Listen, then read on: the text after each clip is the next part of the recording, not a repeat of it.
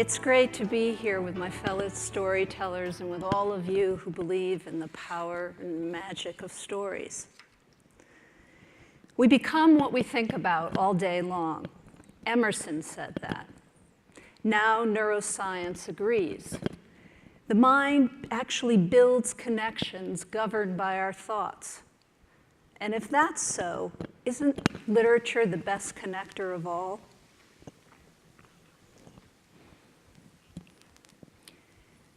What is the heart of the story?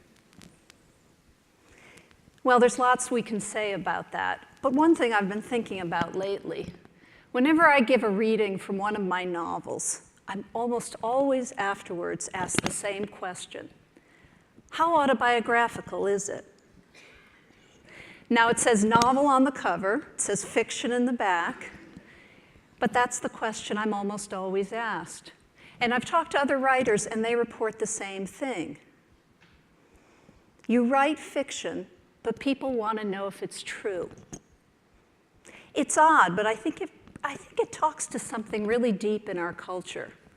While the world has been transformed by new technology that allows for an immediacy, a kind of intimacy of stories, the imagination, and fiction in particular, has been marginalized. People are reading more nonfiction today, we know that. There's a developing obsession with what is real. In some quarters, I'd even add that fiction has come to seem girly. And so the question is, if it isn't fact, does it matter?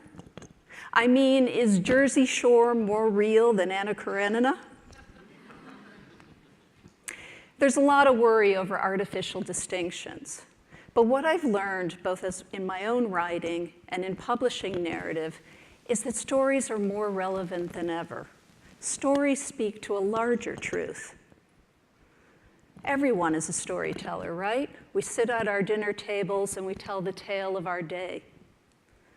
It's been like that since the beginning, since we went on the hunt and we came back to gathered around the fire and told the stories of our lives. There was music singing in the trees, and from that, the early composers made song. And from those stories told around the great fire and retold, the first fiction writers were born. I often think about that early storyteller working his or her fiction on the wall of the cave so that it would be remembered. Was it immortality he was after or just diversion, and does it matter? What happened that day that sparked that story? And did he fudge a bit? I mean, how many beasts were there? 2? 10? Perhaps there was just one, but to get the feeling across, to get at some universal truth, well, the story needed a little enhancement. The great writer Alice Munro said that a short story is a primordial event you can't do anything about. That's it, isn't it? If you strip away all the artifice, all the blare of electronics, the act of reading addresses a very real desire for connection and a most basic human want. Tell me a story. That revolutionary act of painting, of making music, of transforming life with words. Now, literature sets the bar pretty high. It asks for something much greater than truth. It asks for nuance. It asks for us to slow down just long enough to look behind and beneath things. It asks for a bit of quiet. It shows us what unites us by dramatizing what keeps us apart. It's about near misses and the desire for grace. It incites, frightens, entertains. It has the audacity to speak knowingly of love. I think it's also important on another level. In civil societies, art is the flower, but in divided worlds such as ours, it is as much a lever as the plow or the grenade. Stendhal wrote that the heart can make anything seem important. It can put the fall of an empire and the dropping of a glove on the same set of scales. But where do stories come from? It's a mystery, isn't it? It's a mystery, I think, even to the writer. When summoning a tale, I go to where I feel most urgent. Often, it's where I feel most afraid. There's this sense of a vast something I can't quite see. It's as if the book is already written, sitting up on a high shelf I can't quite reach. And I just have to have the long patience to look, to listen. But I never know what's going to spark me. I never know exactly what will twig a whole new world. It's as if I go through life gathering bits here and there and keeping them tucked in my pockets. Here's a couple of examples. Okay, a little background. My grandparents on both sides were immigrants. My mother's family came from Sweden. My father's family were Armenian. But by the time, they came to this country with almost nothing. But by the time I was born, we were fully indoctrinated into the American dream, which meant basically growing up in Connecticut, we ate dolma, but we also ate Kraft macaroni and cheese. My parents worked really hard. And when I went to college, I was lucky enough to spend a semester abroad. I went to France. I thought I could speak a little French, but the French soon taught me mais non. I had a hard time. And about 3 weeks into my stay there, I got really sick. I was in bed. I had a very high fever. And every time I closed my eyes, I had a recurring dream. This woman, an old bag with an axe to grind, kept appearing before me, shouting in my ear. Finally, I sat up in bed and I said, "What? What the F do you want?" She got very quiet then, almost childlike in her smallness. She said, "You don't have to shout." She said, "Besides, what kind of girl curses?" She paused. I waited. "Well, since you asked," she said, "my name, I want it back." And as she said this, I was struck by a tremendous sadness and anger, too. I sat up in bed and I began drafting her story. I didn't know where I was going. I didn't know her at all. But as the story grew, I followed only her desire connecting with my own. I did research. I discovered that she had survived the Armenian genocide. I went back farther and farther. My first novel, called Rise the Euphrates, came out of that woman. It was about 3 generations of women living in an Armenian-American family. It came from my questioning of what is family, what gets passed on from the generations. But it all began with that woman, whose name was just the beginning of what she'd lost. Okay, fast forward to my most recent book. It came out last year. It's called 3 Stages of Amazement. Of course, by that time, when I went digging in those pockets, I had changed and the world had too. As the country suffered from the Great Recession, I was married, had 3 kids, was looking up at 50. I knew I wanted to write a love story, but I wanted to write a different kind of love story, a modern love story that had in it work and ambition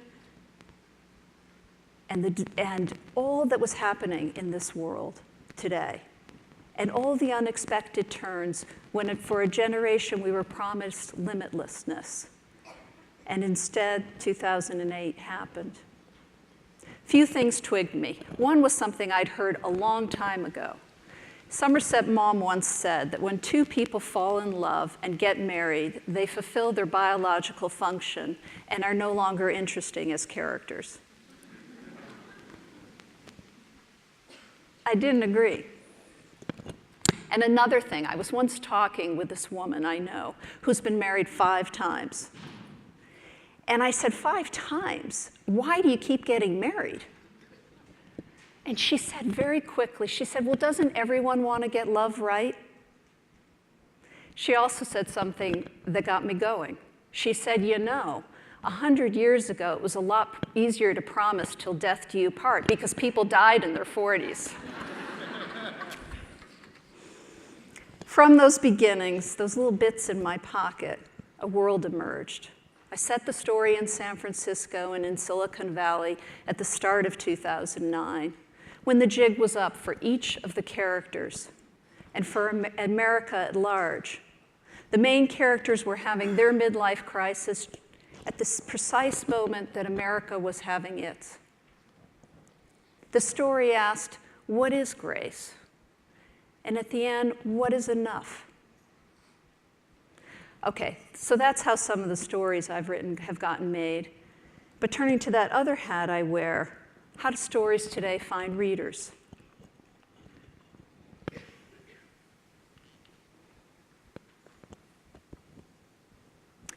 Narrative Magazine is sometimes called the PBS for literature. But back when we started it 10 years ago, it really began as a love story. It began one summer when my husband and I were on vacation, and we were walking a beach, and we were talking about the state of reading today and how hard it was to get the good stuff into readers' hands. We could see that magazines like The New Yorker, The Atlantic, Harper's were publishing less and less fiction every year. We saw that increasingly writers were marginalized, and the publishing industry overall was in complete chaos. And readers were so confused by all the uncurated noise coming at them.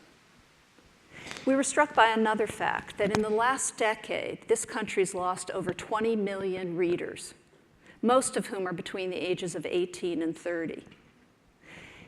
Half of these folks never pick up a book for pleasure, yet they're online every day. This generation is the watershed for literary life in America. Anyway, so we thought, let's start a magazine online. People thought we were crazy. Hardly anybody was online, not The New Yorker, not The Times. We started with a few simple notions. Let's set standards of excellence on the web. Let's encourage readership across the globe and across generations. Let's make it a nonprofit. Let's give away the magazine for free so there's no socioeconomic barrier. But let's pay writers well and fairly for their work. Let's use the best of technology to publish the finest stories. Let's mentor young writers and young editors. We started with the abiding belief that stories can change the world. Some said, no, nobody's going to come. But in fact, they have. As Rebecca said, last year we published 300 artists. Many you know, and about a third you don't know, but I promise you, you will. We have readers in Moscow, South Africa. Narrative is taught as the syllabus for an English literature course in Seoul, Korea. In the last few months alone, over 150,000 stories have been downloaded from our mobile app. All this points to a vibrancy of stories. But digital publishing concerns folks. As if to advance, we have to lose something. The death of books is equated to the death of stories. But the thing to remember is that the book, as a vehicle for story, is fairly new.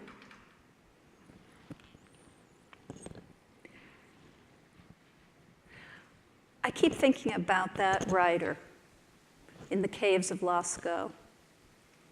Now imagine if one day a stranger walks into the cave. Let's say the stranger's a monk. Let's say the monk has a scroll in his hand. Our writer says, hey, bud, don't bother me, I'm drafting. But the monk says, hasn't anybody told you that wall writing is so over? He unrolls the scroll. It's the skin of a sheep. He says, this This is where you ought to put your stories. You know where I'm going.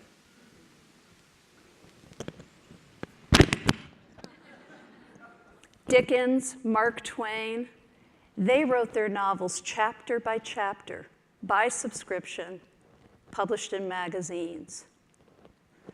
How people get our stories, that's structural.